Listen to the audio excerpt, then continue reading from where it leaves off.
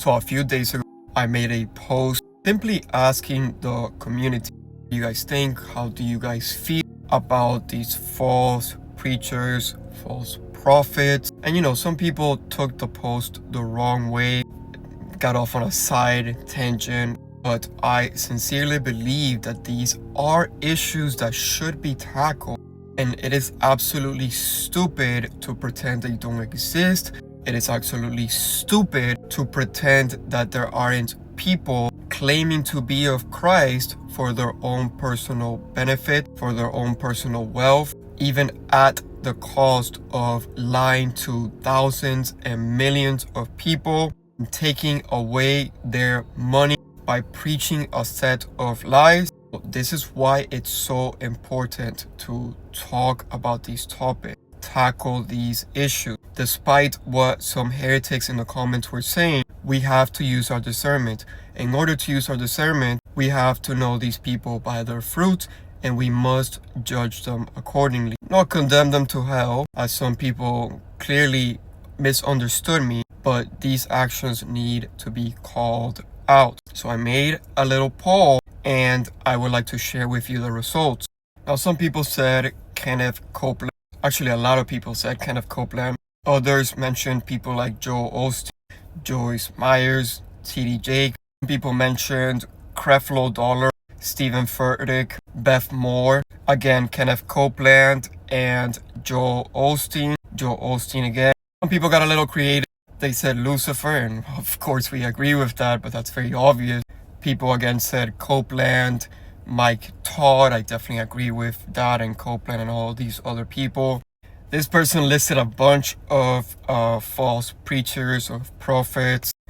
Brandon Robertson, Kenneth Copeland, T.D. Jakes, Benny Hinn, Stephen Furtick, Mike Todd, Joyce Meyer, and Paula White. And I can continue reading comments like this all day, really.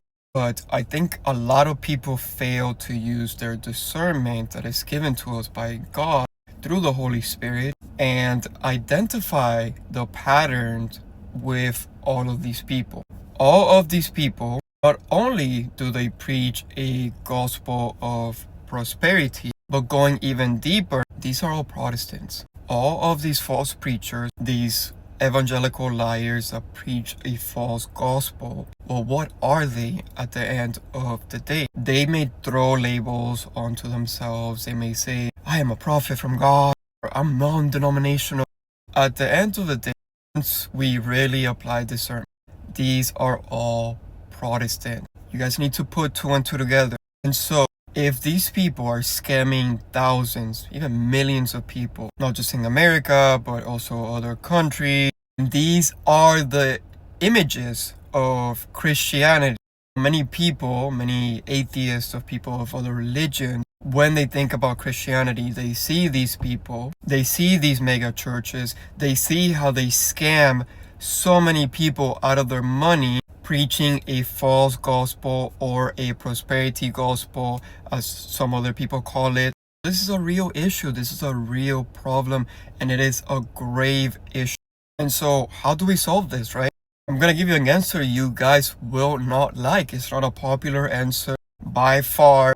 Protestantism needs to die, guys. Sounds crazy. I know I'm going to get hate in the comments. It doesn't matter. Everyone can see through this, and that's the point. Atheists can see through this nonsense. People of other religions can see through this nonsense. Even Christians, people who were replying were mainly Christian Protestant. And all of them recognize that the biggest false preachers, the biggest wolves, are Protestant. So can we not see that there might be something that is fundamentally flawed within the Protestant ideology, within the Protestant theology, within the Protestant organizational system? And I think this problem just goes deeper and deeper the more you look into it, because the response that I see by many Protestants, and whatever the label they might call themselves, it can be Baptists, they can be Pentecostals, they can be whatever other Protestant denomination they are, or so-called non-denominational. They see this issue with these false preachers, these mega churches, and they're like, Well, the issue must be the word religion. Let's create a slogan. And with that slogan, let's say it's not about religion, it's about relationship. Wow. So pretty, so cute. And obviously, you should have a true relationship with God. But I feel like people just threw this under the rug. They are not addressing this issue. And what many Protestant preachers from all these different churches like VU and all these other major big churches, what they do is they see all of these problems within their churches and they're like, well, let's just look to the other side. Let's look away from that. Let's focus. Let's get back to being biblical. And then they say like the most unbiblical things ever, but they are just creating new word vomit. I mean, there's not even real things, and they create slogans and presentations. Is that really getting back to being biblical? So that's genuinely my question to you guys. You know, I am an Orthodox Christian and I got slack for this, but you will never, and I mean never, and I mean in the poll that I did, I got so many comments, so many different responses, and some people even pointed out the Catholic Church, some people pointed out the Pope. Not a single person said that the Orthodox Church or Orthodox preachers or Orthodox Christians are in their mind when it comes to false teaching, when it comes to stealing money from people in the way that these folks love to do. Nothing about the prosperity gospel. This is what happens when we have a church that genuinely hasn't changed its teaching since the first century, since the foundation of it by Christ and the apostles. Protestant churches and the evangelical movement as a whole, it's constantly being revamped. There's always some sort of innovation.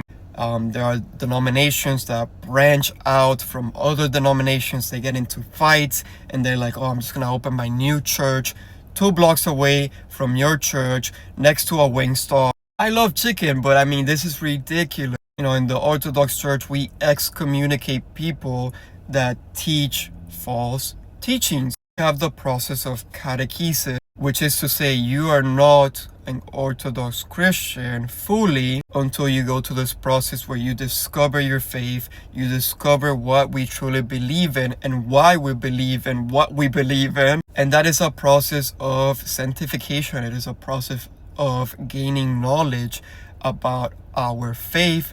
And after that long, lengthy process, then you can call yourself an Orthodox Christian. I have seen so many videos, even when I was a Protestant, of people literally saying, oh, I am a Christian now. And I think we all saw that video of the guy getting baptized, and then he says, oh, actually, I am Jesus Christ. I am literally back, boys. Like, obviously, he was joking and making a mockery out of Christ.